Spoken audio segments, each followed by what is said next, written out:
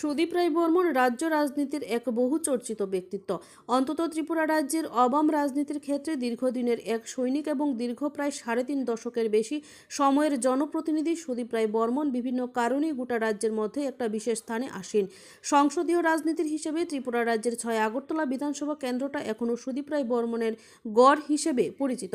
এক সময় বিজেপি দল যোগ দেওয়া এবং এর পরবর্তী সময়ে বিজেপি দল থেকে বেরিয়ে এসে উপনির্বাচনের প্রতিদ্বন্দ্বিতায় হোক কিংবা বিগত রাজ্য বিধানসভা নির্বাচনের প্রতিদ্বন্দ্বিতা, উভয় ক্ষেত্রেই সুদীপ রায় বর্মন প্রমাণ করেছেন আদতে তিনি জননেতা।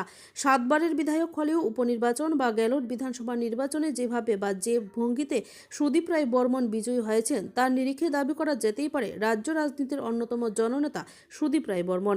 রাজ্যের প্রাক্তন মন্ত্রী তথা বর্তমান কংগ্রেস বিধায়ক সুদীপ রায় বর্মন কেন প্রকৃত জননেতা তা বর্তমান বন্যাজনিত পরিস্থিতিতে আরও একবার প্রমাণিত হয়েছে।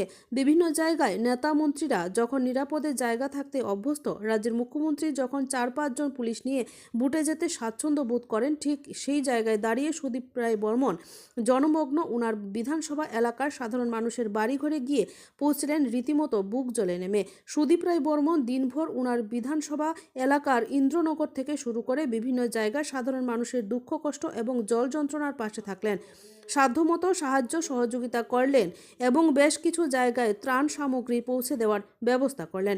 সুদীপ রায় বর্মনের আজকের ভূমিকা যেভাবে সাধারণ মানুষের পাশে একজন প্রকৃত জননেতা হিসেবে দাঁড়ালেন তার নিরিখে এটুকু দাবি করা যায়, অন্তত রাজ্য রাজনীতির পরিপ্রেক্ষিতে সুদীপ রায় বর্মন আবারও এক উজ্জ্বল দৃষ্টান্ত স্থাপন করলেন, অন্তত সামাজিকতার নিরিখে।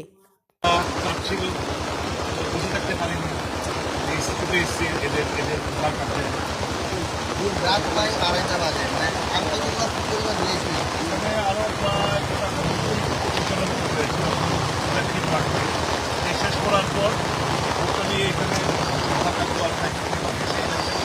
আটটা ভোট আসছে, ওটাকে আমরা পাঠাবো ওই 9 নমুনা কালীবাড়ির ওখানে, ওখানেও 3-4টে পরিবার ফেসে গেছে। এটা সেরে এই ভোটটাকে আমরা পাঠাবো ঋষিকূল, ওখানে প্রচুর ভোট করছে। আপনার বিধানসভা এলাকায় কীরকম ক্ষতি হয়েছে এবং ক্ষতির পরিমাণ তো আমার বিধানসভা এলাকার আমার বিধানসভা এলাকা টাকাকালের পাড়ে যতগুলো বাড়ি ঘর আছে সবাই ক্ষতিগ্রস্ত। এমন কোনো জায়গা নেই যেখানে যে বাড়িটা জলে ফেলা যায়। মানুষের দারুণ ক্ষতি হচ্ছে। এখন মেন মূলত হচ্ছে মানুষের জীবনযাত্রা বাঁচাতে পারে, সেটা ক্ষয়ক্ষতি তো হিসাব ছাড়া পরবর্তী সময় সেটা হিসাব করা যাবে। প্রাইমারি আমাদের কনসার্ন হচ্ছে মানুষের কীভাবে তাদের কোথায় সেন্টার দেওয়া হচ্ছে। এদেরকে এখন আমরা ইমাম কালীবাড়িতে সাথে করছি। এখানে একটা ক্লাবও রয়েছে, কিন্তু ক্লাবের প্রচুর লোক, তার সেভাবে জায়গা নেই। ইমাম কালীবাড়িতে ভোট কি যথেষ্ট পরিমাণে আছে? এটা নিয়ে এখন কথা বলার সময় না। এখন মূলত ফোকাস হচ্ছে আমাদের কাছে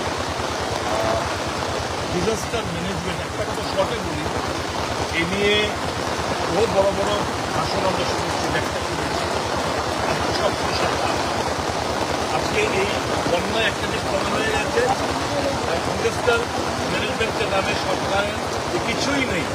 আজকে একদম জলের মতো পরিষ্কার হয়ে গেছে। বাকি কথা আমি আর হয়তো দোষারোপ করবো না। এখন মূলত উদ্ধার কার্য চালানো, এটাকে আমরা কাজে করছি।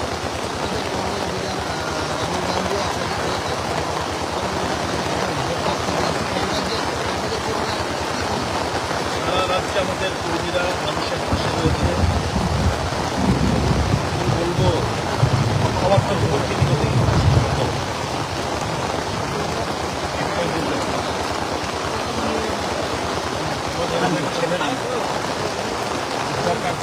মানুষের পাশে বাড়ি বলে খাবার মানুষের পাশে রয়েছে এবং আমাদের রাহুল গান্ধী অনেক একজন থাকে, এটি আমাদের ইনস্ট্রাকশন যে মানুষের পাশে থাকো, নির্দিষ্ট মানুষের পাশে থাকতে হবে।